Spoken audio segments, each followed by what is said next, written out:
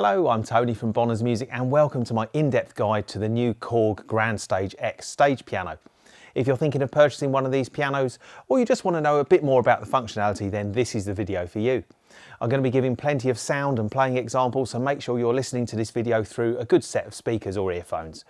Bonner's Music offer a really convenient trade-in scheme so you can upgrade your existing keyboard to a new Grandstage X, so be sure to visit our website to find out more about this great offer. So let's get started and take a look at the Grandstage X.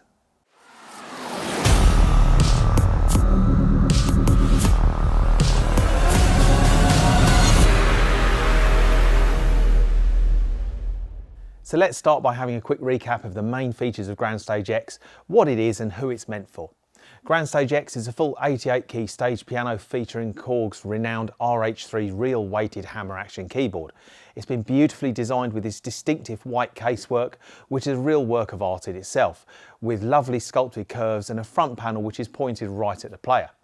I think it would look fabulous either on stage or at home. It weighs 25 kilograms, so it's not a lightweight piano, but I guess that's the trade-off for having a superb keyboard feel and professional design with plenty of stage presence. Although the Grandstage X has plenty of piano sounds which cover most musical genres, it has a total of 700 voices, including clavs, organs, strings, brass, synthesizers and more.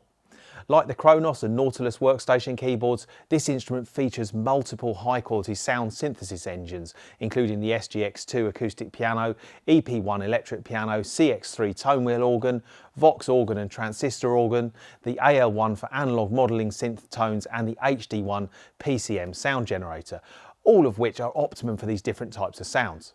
Grandstage X also has the new tube vacuum tube that gives analog tone functions for greater sound presence with analog warmth and harmonics.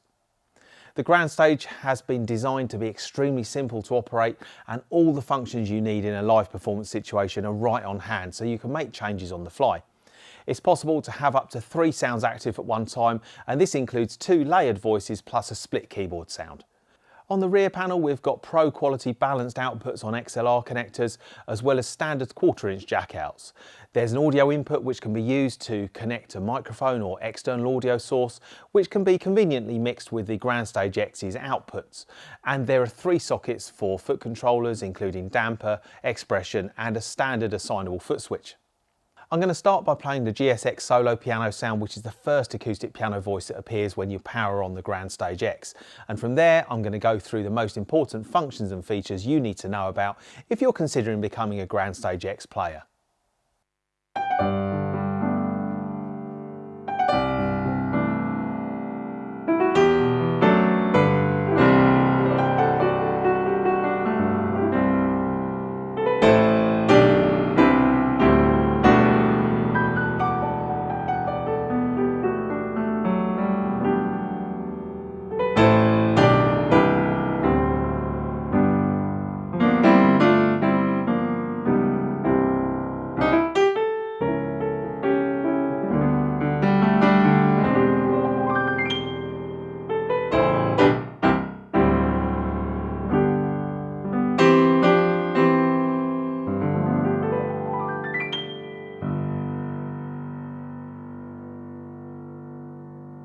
There are 6 piano sounds in total: an Italian piano and a German piano with adjustable balance between dry, where the microphone is placed right next to the piano, and ambient, where the microphone is placed far away from the instrument, plus 4 sounds of famous grand pianos made in Italy, Germany and Japan.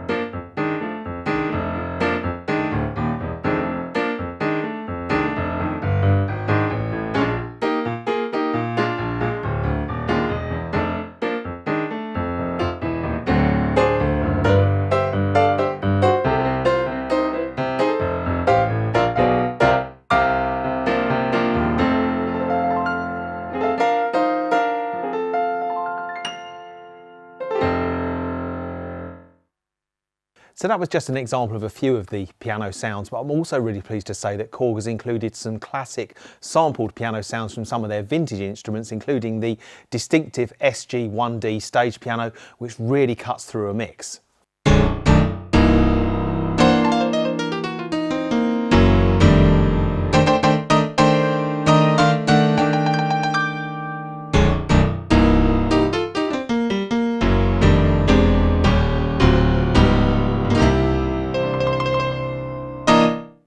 You can use the Keytouch Slider to adjust the key response. So when you move the slider up from the center position, you can more easily play louder notes with greater stability.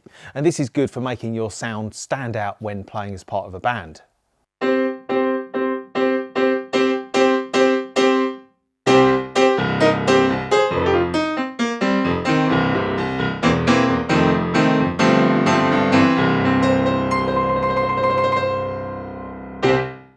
On the other hand, when you move the slider down from center position, you can play with a wider range of dynamics, and this is suitable when intonation is important, such as piano solos and vocal accompaniment.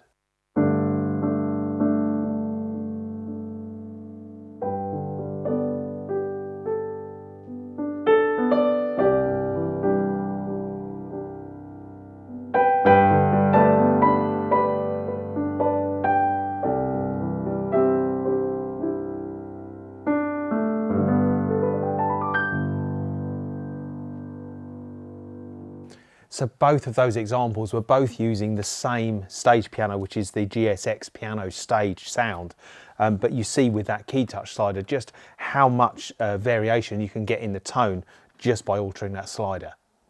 You can use the equalizer to tailor the overall sound to suit the environment in which you're playing. When playing with a band, I like to boost the treble and roll off the bass a little so I cut through the mix and don't interfere with the bass player's frequencies. So let's now take a look at the center part of the control panel, and this is where you've got your main display screen and you've got the sound selection buttons. So the sounds themselves are divided into 10 different categories. So you've got grand piano, upright piano, vintage EP, clav, organ, strings and so on. Now when I press grand piano, it brings up a list on the screen and I can use the data wheel here to scroll through all of the different piano sounds, but there's an awful lot of pianos. So Korg has also offered the subcategory button, which is a second function key under the screen here. If I press that, I now get all of the subcategories. So I've got grand piano normal, grand piano stage, grand piano dark, grand piano bright. So you can subcategorize to find sounds nice and quickly. What I also like is that Korg has included a like feature. So what you can do is you can highlight any sound with a little heart. That's the fourth function button there. And that means that you can get all of the sounds that you like together into one group or subcategory so that you can find your favorite sounds nice and quickly.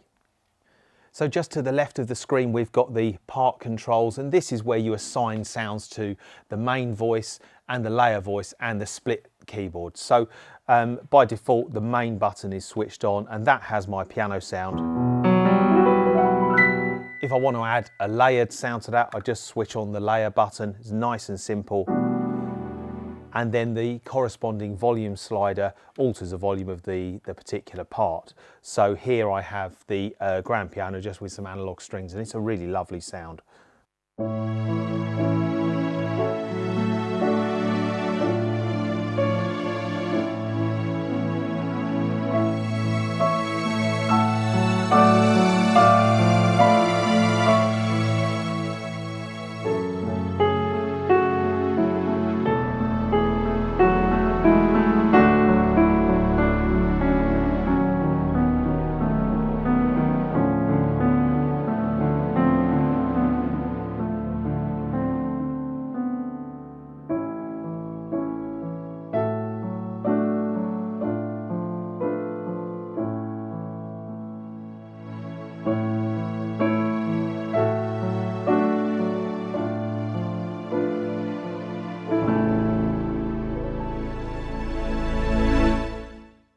And what I really like is just the hands-on control, how everything that you need is right in front of you here. Now you can also split the keyboard as well, so I still keep my grand piano sound there. But if I press the split button, it now splits the keyboard, and you can determine where that split is by holding down the split button and pressing a key. So I'm going to choose the C there below middle C, and I've got a bass sound on my left hand there.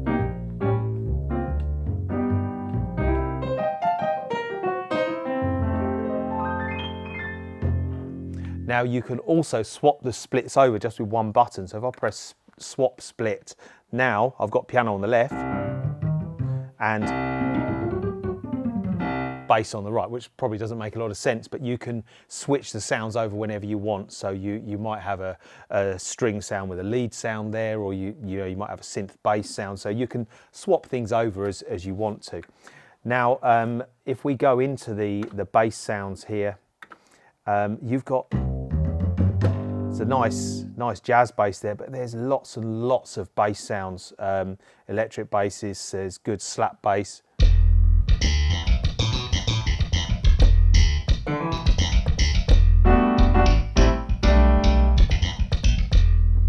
But there's also a really useful bass sound, which is the acoustic bass with a ride cymbal. So this gives me a piano in the right and a bass with a cymbal in the left.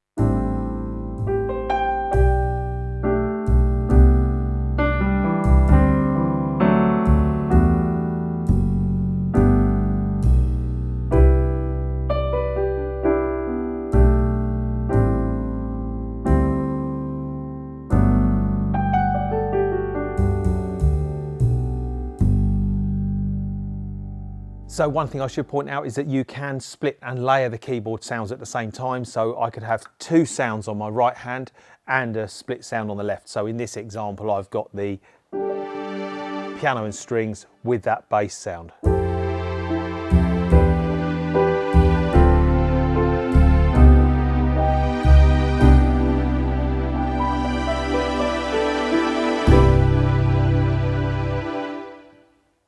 So in this next example, I've actually got two sounds laid in my right hand, which is electric piano and pad. And then in the left, I've got a sort of analog type synth sound. So you can play something like this.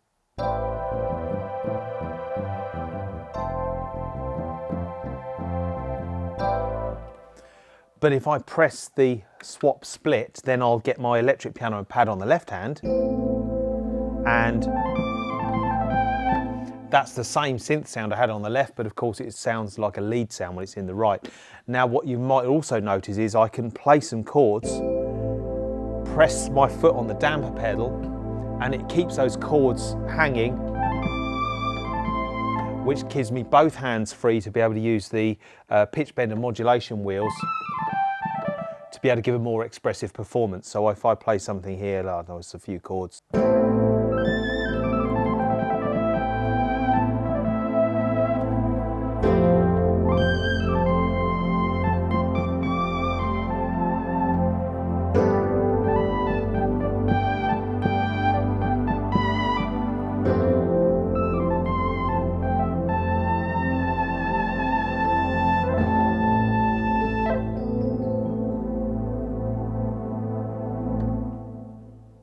So you may also have noticed that there are these two switches which are next to the volume slider.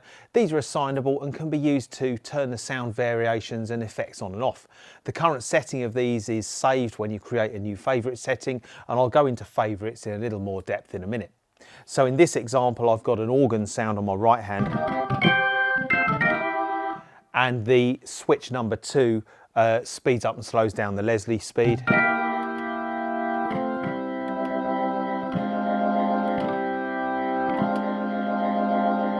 And in the left hand, I've actually got an organ bass sound, so.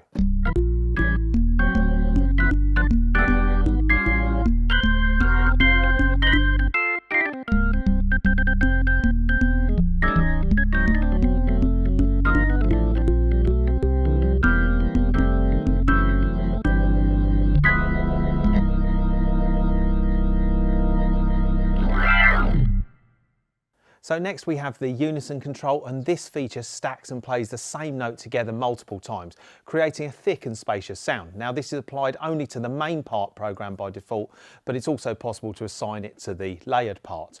So if I play something without the Unison first,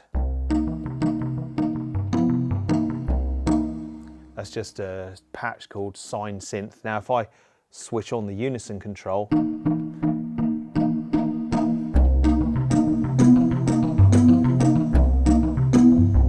just hear how it gives the sound more space and more depth. So a function that live players will find really useful is the Transpose button. It's nice and easy to use. Just hold down Transpose and press the plus and minus buttons underneath the data entry wheel here. Also, if you want to, you can hold down Transpose and press the key, which is relative to middle C, where you want it to transpose. So very nice and simple, and no menu diving to get to the Transpose function.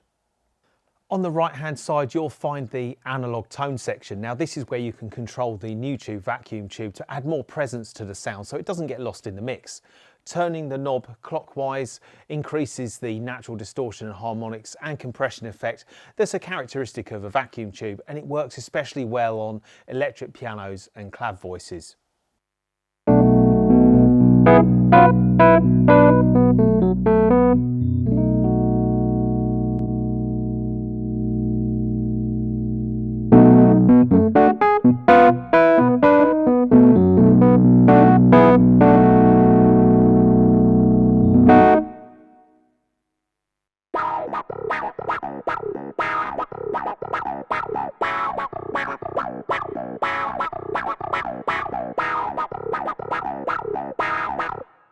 Again, on the right hand side, you've got the panel lock button. So when you long press this button, the button blinks and a majority of the buttons and sliders and knobs on the main panel are disabled. And this prevents the sound from being accidentally changed whilst you're playing. You press the button again to release the panel lock. Also on the right hand side is the audio in button, and when this button's switched on, you can mix the sound of the device or equipment connected to the audio input jacks on the rear panel with the sound of the Grandstage X. This lets you smoothly turn the mic's audio on or off without touching the microphone itself. The audio input can also be routed through the Grandstage X's effects to add reverb and multi-effects to your vocals. Now I want to show you a really useful feature, which is the rhythm section. So this is an onboard drum machine that also provides a bass part too. So it lets you enjoy a virtual session with drums and bass which follow the chord progression you play, or program in advance using the chord progression function. So I'm going to press the setup button here, and I'm selecting the very first rhythm style that comes on, which is the 8-beat one. So let's just play something first with no rhythm. So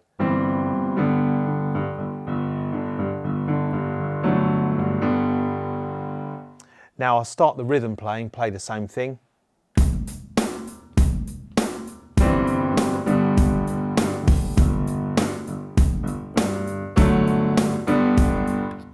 But if I turn off the bass mute button, it will now automatically play a bass line that's following the chords I'm playing. So.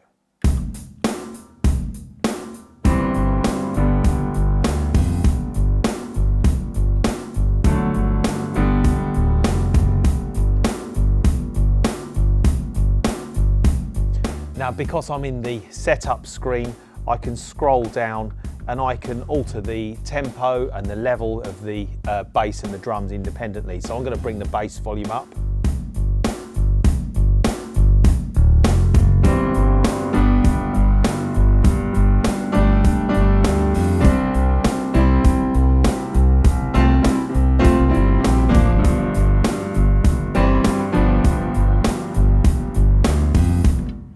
And there are lots of different styles of music to play along with. So it just makes it a really good rehearsal tool. So if you're at home practicing on your own, then having a drum machine just makes it a bit more fun to rehearse. And that bass line is great too. And you can pre-program a chord progression as well using the chord progression feature. So you can keep cycling round a set of chords. So if you're practicing something for a gig, then I'd find that really useful as well.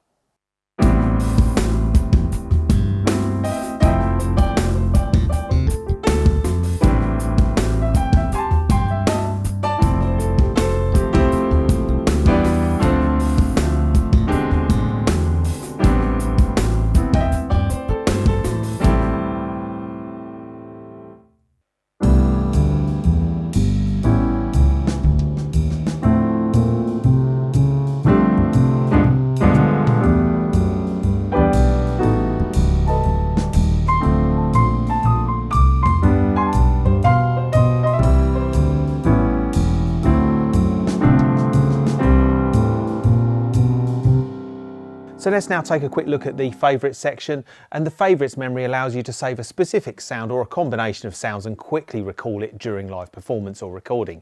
Instead of adjusting multiple settings every time you want a specific sound, you can simply load a pre-configured patch known as a favourite.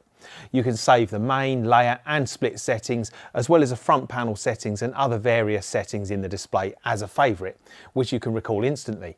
There are 10 banks of 10 favourites for a total of 100 favourite settings that you can save in the Grandstage X's memory. So that brings me to the end of my Grandstage X presentation. My conclusion is that the Grandstage X is a very easy to use and very stylish piano that will work well both in a professional environment or at home for players who want something a bit different to a basic home digital piano. Remember that being a professional series instrument, Grandstage X doesn't have any onboard speakers or amplification, so you'll need to buy some studio monitors if you're using it at home. You can purchase the Grandstage X from the Bonners website here in the UK, and as always, if you need any help choosing the right piano for your needs, then please don't hesitate to get in touch with myself or one of my colleagues from the stores. Thanks very much for watching.